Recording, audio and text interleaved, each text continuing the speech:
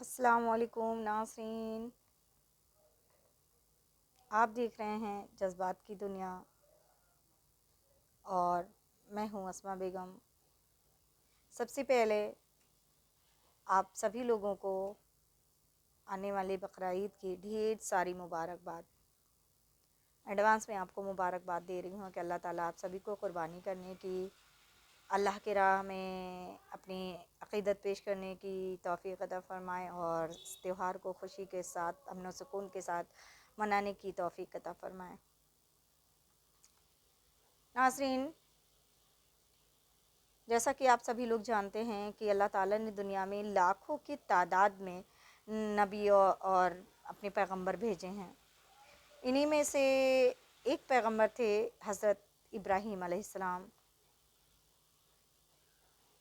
اور جن کے سلسلے سے یہ مہینہ جڑا ہوا ہے، یعنی اس سے جو قربانی ہوتی ہے اس مہینے کی 10، 11، 12 تاریخوں میں، تو اس کا جو رشتہ ہے وہ انہی پیغمبر حضرت ابراہیم سے جڑا ہوا ہے، انہی کی زندگی سے جڑا ہوا ہے کہ اللہ تعالیٰ نے کس طرح انہیں آزمائشوں میں ڈال کر کے ان سے قربانی کروائی۔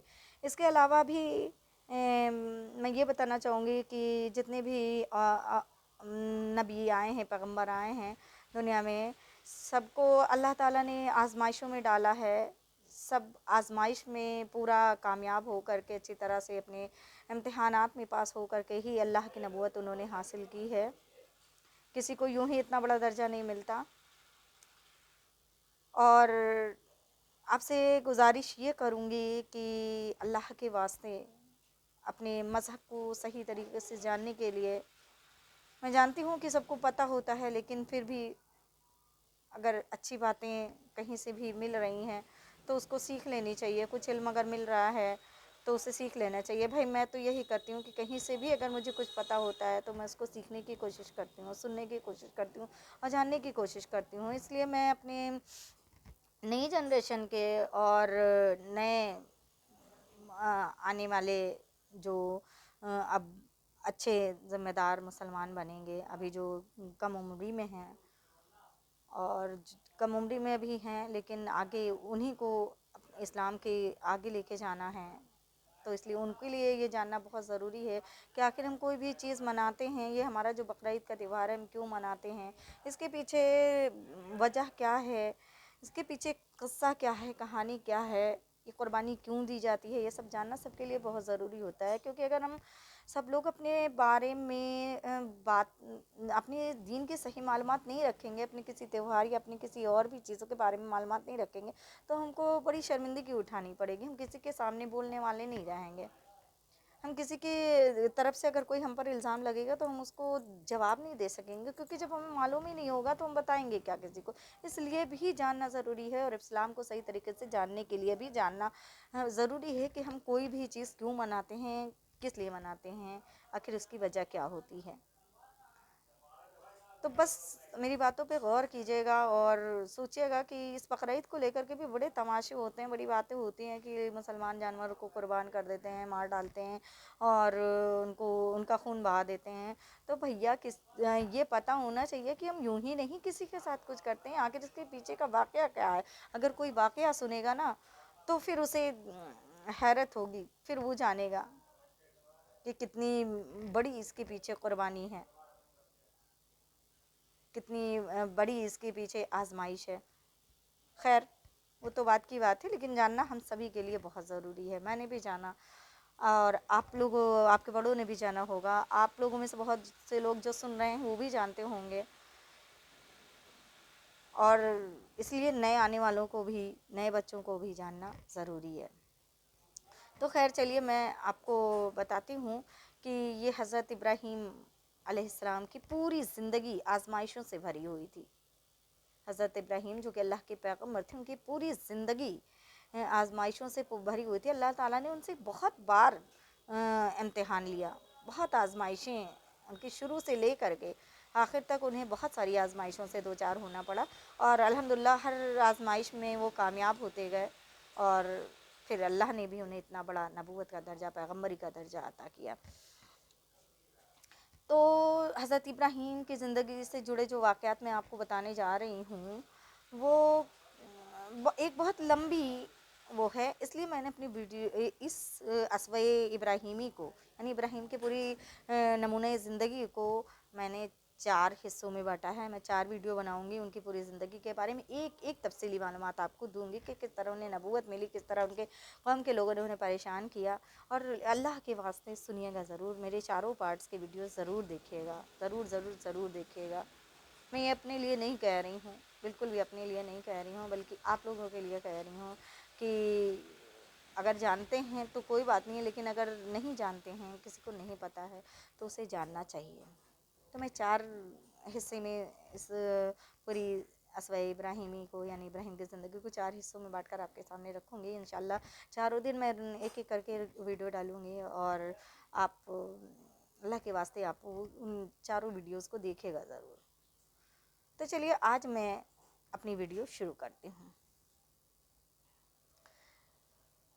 کہ اللہ کے پیغمبر حضرت ابراہیم علیہ السلام کی زندگی اور راہ حق میں ان کی فداکاری کو اگر ایک لفظ میں سمیٹنا ممکن ہو، اگر ہم ان کی پوری زندگی کو ایک لفظ میں سمیٹ سکیں، ہمارے لیے سمیٹنا ممکن ہو، تو اس کے لیے قربانی سے بہتر لفظ شاید ہی مل سکے گا۔ یعنی ان کی پوری زندگی کو اگر ہم قربانی لفظ میں سمیٹ کر آپ کے سامنے بیان کر دیں تو بالکل بہتر ہوگا، کیونکہ ان کی پوری زندگی قربانیوں اور آزمائشوں سے ہی بھری ہوئی تھی۔ 4000 برس پہلے ار نام کے شہر کا مقدس ترین انسان، جس نے اللہ کی راہ میں اپنا سب کچھ قربان کر دیا، نیچھاور کر دیا، وہ تھے حضرت ابراہیم علی نبینا و علیہ السلام۔ ایسے تھے حضرت ابراہیم علیہ السلام جنہوں نے اپنی پوری زندگی اپنا سب کچھ، یہاں تک کہ بعد میں اپنی اولاد بھی اللہ کے نام پر قربان کر دی۔ اللہ کی آزمائش تھی۔ تو آئیے ناظرین، اس عظیم اور صاحب ایمان پیغمبر حضرت ابراہیم کے بارے میں ان کی پیدائش سے لے کر ان کے بیٹے اسماعیل کی قربانی تک کے سارے واقعات پر تفصیل سے روشنی ڈالتی ہوں۔ ار نام کا شہر جہاں حضرت ابراہیم علیہ السلام پیدا ہوئے، وہ ار شہر زمانے کے جاہلی تمدن کا نمائندہ شہر تھا، یعنی وہاں پر جہالت کوٹ کر بھری ہوئی تھی، مشرکانہ ماحول تھا، جہالت کا ماحول تھا، لوگ اپنے معبود حقیقی سے بالکل پوری طرح سے غافل تھے۔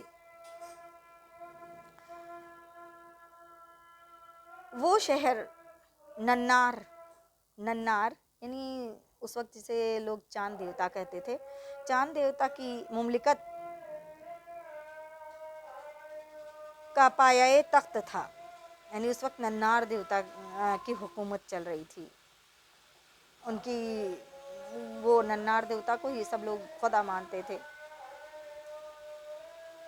اسی کو سب سے بڑا طاقتور، اسی کو دنیا کا کرتے تھے، اس کو خدا کی خدائی میں بھی شریک کر دیتے تھے۔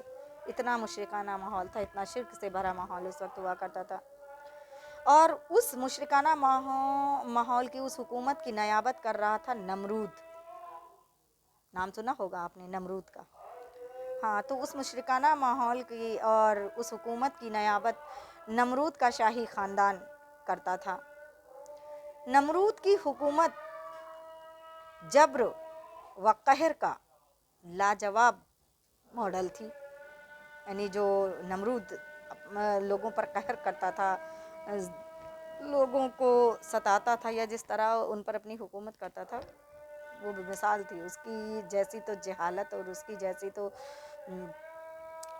شرک اور کفر تو شاید ہی کہیں ملے۔ لاجواب ماڈل تھا اس کی حکومت۔ یہ وہی نمرود تھا جس کی صف میں، یعنی جس کے خاندان میں یا جس کی صف میں، جس کی لائنوں میں آگے چل کر کے فرعون بدبخت نے بھی اپنی بدبختی اور مشرکانہ اور جہالت بھرے سلوک کے لیے نمایاں مقام حاصل کیا تھا. یعنی ایک نمرود تو بدبخت تھا ہی، اسی لائن پر اسی انداز میں چل کر آگے، اسی زمانے میں کو کی مشرکانہ، اسی زمانے کی جاہلانہ، اسی زمانے کی کفر و شرک سے بھری ہوئے ماحول کے حساب سے ہی ایک اسی طرح کا ایک اور بادشاہ ہوا جسے ہم فرعون کے نام سے جانتے ہیں. یعنی وہ بھی بے ایمانی اور اللہ کی مخالفت سے بھرے کاموں کے لیے مشہور ہوا. نمرود کے ہی دیکھا دیکھی کر کے، نمرود کے ہی راستے پر چل کر کے فرعون نام کا بھی بادشاہ ہوا تھا. خیر چلیے آگے ہم حضرت ابراہیم علیہ السلام کی طرف آتے ہیں. ہاں تو میں آپ کو بتا رہی تھی کہ اس وقت جو ار نام کا شہر تھا تو وہ ننار یعنی چاند دیوتا جسے کہا جاتا تھا، اس میں اس پورے شہر میں، اس پورے ملک میں ننار دیوتا کی پوجا کی جاتی تھی. اس کا بت خانہ یعنی جو ننار دیوتا کا بت خانہ تھا تو وہ ار شہر کی سب سے اونچی پہاڑی پر بنا پتھر کا ایک علیشان محل تھا. یعنی اونچی پہاڑی پر پتھر کا ایک علیشان محل بنا تھا، اسی میں وہ بت خانہ تھا جہاں پہ ننار دیوتا کو رکھا گیا تھا. ہم اس کو ایک پورا محل کہہ سکتے ہیں. اس محل میں تمام طرح کی بدکاریاں ہوتی تھیں، تمام طرح کی بدکاریاں ہوتی تھیں. اور اس وقت پجاریوں کا جو گروہ ہوتا تھا اور جو شاہی خاندان یعنی نمرود کا جو خاندان تھا، لوگ اس کو خدا کا درجہ دیا کرتے تھے. نعوذ باللہ. شہر کے تمام باشندے خود کو اس کا بندہ مانتے تھے. نمرود خود کو انسانی معبود کہلاتا تھا، یعنی لوگوں سے کہتا تھا کہ مجھے خدا کہو، معبود کہو. نمرود خود کو اپنا انسانی معبود مانتا تھا اور چاند دیوتا یعنی ننار کا اوتار سمجھتا تھا خود کو، اور اس کا نائب مانتا تھا. وہ کہتا تھا کہ میں ننار دیوتا کا اوتار ہوں، مجھ کو ننار دیوتا کا نائب سمجھو. اس ملک اور شہر کے لوگوں کا کام یہ تھا کہ وہ اس خدا یعنی نمرود کے خدمت میں، اس کے قدموں میں اپنا سب کچھ لٹا دیتے تھے. اور اس خدا یعنی نمرود کا کام یہ تھا کہ وہ لوگوں کے سروں پر اپنی خدائی تھوپتا اور اپنی خدائی کا تخت بچھاتا، یعنی سب سے زبردستی اپنے آپ کو خدا کہلواتا. تو ناظرین دیکھیے، جانیے کہ یہ نقشہ تھا اس وقت جب حضرت ابراہیم نے آنکھیں کھولی، جب ابراہیم پیدا ہوئے تو یہ نقشہ تھا کہ ہر طرف کفر و شرک کا بول بالا تھا. لوگ چاند کی پوجا کرتے تھے، ستاروں کی پوجا کرتے تھے. اللہ کی مرضی دیکھیے کہ اسی مملکت کے، اسی حکومت کے سب سے بڑے افسر کے گھر میں، یعنی اسی مملکت، اسی حکومت کے سب سے بڑے افسر کے گھر میں اللہ کے پیغمبر حضرت ابراہیم علیہ السلام کی پیدائش ہوتی ہے. سب سے بڑے افسر کے گھر میں حضرت ابراہیم علیہ السلام پیدا ہوتے ہیں. جس ماحول میں حضرت ابراہیم نے آنکھ کھولی وہ ماحول خالص یعنی پیور مشرکانہ تھا، شرک سے بھرا ہوا تھا. جیسا کہ میں نے آپ کو پہلے ہی بتایا، پوری فضا مادیت پرستی میں یعنی دنیاوی عیش پرستی، عیش و عشرت میں ڈوبی ہوئی تھی. ہر طرف سورج، چاند اور دوسرے تاروں کی خدائی کے ڈنکے بج رہے تھے. یہ ماحول تھا جب حضرت ابراہیم پیدا ہوئے تھے.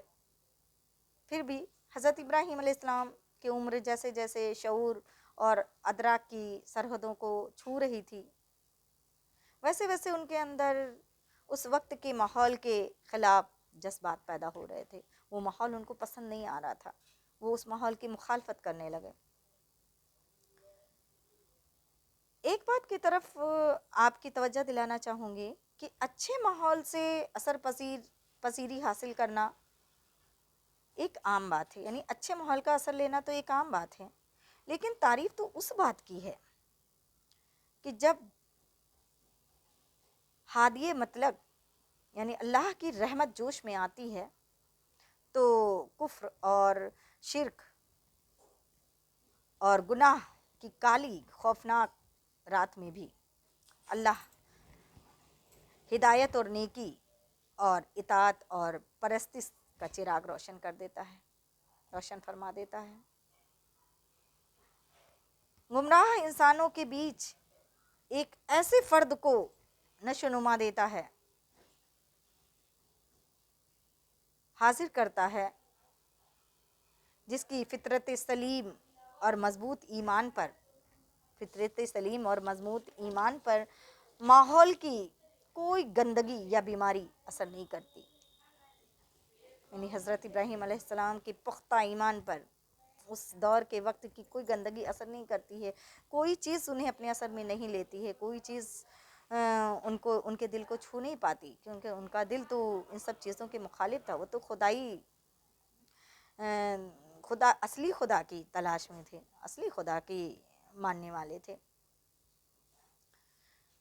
حضرت ابراہیم کو بھی اللہ نے نبوت و رسالت کے لیے چن لیا تھا، اللہ نے انہیں اپنی پیغمبری کا درجہ دینے کے لیے پسند کر لیا تھا، چن لیا تھا۔ اس لیے شہر کا، اس سماج کا سڑا ہوا، شرک سے بھرا ہوا ماحول بھی ان پر اپنا کوئی اثر نہیں چھوڑ سکا، کوئی اثر نہیں ڈال سکا۔ جس ننار دیوتا کے ہیکل بت کو لوگ خدا مانتے تھے، حضرت ابراہیم علیہ السلام کو وہ بت انسانی ہاتھ کا بنا ایک کھیل، تماشا اور مذاق نظر آیا۔ یعنی اس دور میں لوگ جب جس بت کو خدا مانتے تھے، حضرت ابراہیم کو وہ ایک انسانی ہاتھ کا بنا ہوا تماشا نظر آنے لگا، کھلونا نظر آنے لگا۔ حضرت ابراہیم علیہ السلام کی حیرت سے بھری نگاہوں نے چاند اور سورج کا جائزہ لیا۔ وہ چاند اور سورج کا جائزہ لینے لگے کہ آخر اس کا بنانے والا کون ہے جس نے اس میں اتنی تابناکی بھر دی ہے۔ اور انہیں یہ حقیقت سمجھ میں آ گئی کہ یہ بت جنہیں لوگ خدا مانتے ہیں، یہ تو خدا ہو ہی نہیں سکتے۔ یہ بت جنہیں لوگ خدا کہتے ہیں تو خدا ہو ہی نہیں سکتے، کیونکہ یہ تو انسانوں سے بھی زیادہ مجبور ہیں، کیونکہ یہ خود ایک ایسے قانون میں جکڑے ہوئے ہیں کہ بال برابر بھی اپنی جگہ سے نہ تو ہل سکتے ہیں اور نہ تو ہٹ سکتے ہیں۔ انہیں کیا طاقت ہے کہ جب ایک ہی جگہ پر یہ اکٹھا رکھے ہوئے ہیں، تو ان کے اندر جب خود کو ہلا سکنے کی طاقت نہیں ہے تو یہ خدا کیسے ہو سکتے ہیں؟ اور حضرت ابراہیم اسی غور و فکر میں لگے رہے، اسی طرح غور و فکر کرتے رہے، چاند اور سورج کو زینہ بنا کر کے اس بارگاہ اقدس میں پہنچ گئے جو پوری کائنات کا مرکز ہے۔ انہوں نے اپنے رب، اپنے حقیقی معبود، اپنے حقیقی اللہ کو پہچان لیا، اپنے حقیقی رب کو انہوں نے پہچان لیا، سمجھ گئے کہ اللہ کیا ہے، ہمارا بنانے والا تو صرف ایک خدا ہی ہے۔ یہ دنیاوی بت جو ہیں ان کے اندر کوئی خدا ہی نہیں ہے، ہمارا بنانے والا تو کوئی دوسرا ہی خدا ہے۔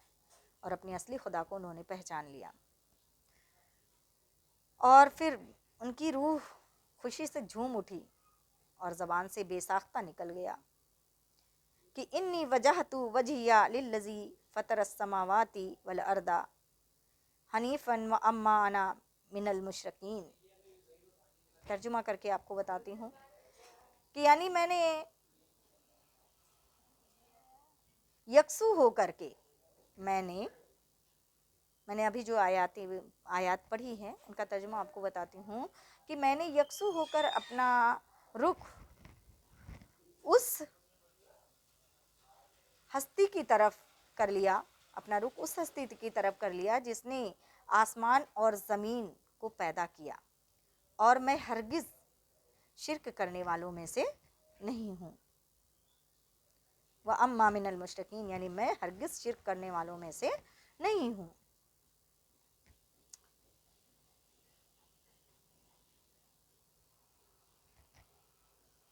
अब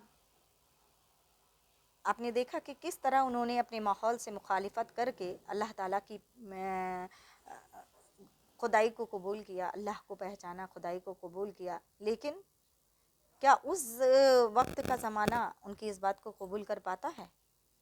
क्या उनकी मुखालफत को लोग आसानी से बर्दाश्त कर पाते हैं? क्या उनकी कौम के लोग या नमरूद जो ख़ुद को खुदा कहता था, क्या वो उनको ऐसे ही बख्श देगा?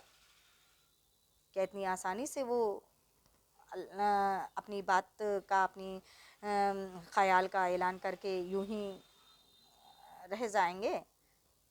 उन्हें किन मुसीबतों का सामना करना पड़ेगा, उनकी कौम उन्हें किस तरह सताएगी, परेशान करेगी, ये बात मैं आपको अगली वीडियो में बताऊंगी, क्योंकि ये वीडियो पहले ही काफ़ी लंबी हो रही है। और मैं नहीं, जैसे कि मैंने आपको पहले ही बताया था कि मैं नहीं चाहती हूँ कि एक साथ मैं आप सब सारी बातें आपको एक साथ बताऊँ, थोड़ा थोड़ा बताऊँगी, और थोड़ा थोड़ा, ताकि आपको आसानी से समझ में आए। लेकिन फिर आपसे गुजारिश करती हूँ कि अल्लाह के वास्ते हर वीडियो के हर पार्ट को ज़रूर देखिएगा, और हज़रत इब्राहीम अलैहिस्सलाम की ज़िंदगी के पूरे क़िस्से को, पूरी उनके अस्वे ज़िंदगी को, अस्वे हुस्ना को अच्छी तरह से जानने की कोशिश कीजिएगा।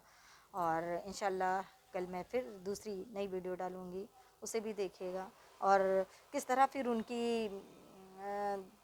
कौम के लोग और नमरूद बादशाह किस तरह उनको सज़ा देता है, किस तरह उन्हें लोगों की मुखालफत का सामना करना पड़ता है, कौन कौन सी अज़ियतें उनको दी जाती हैं, ये इंशाल्लाह आगे की वीडियो में, कल की वीडियो में आपको बताऊँगी। तब तक के लिए आप इसको सुनिएगा, इंशाल्लाह कल फिर एक नई वीडियो के साथ हाजिर होंगे। तब तक के लिए अल्लाह हाफिज़।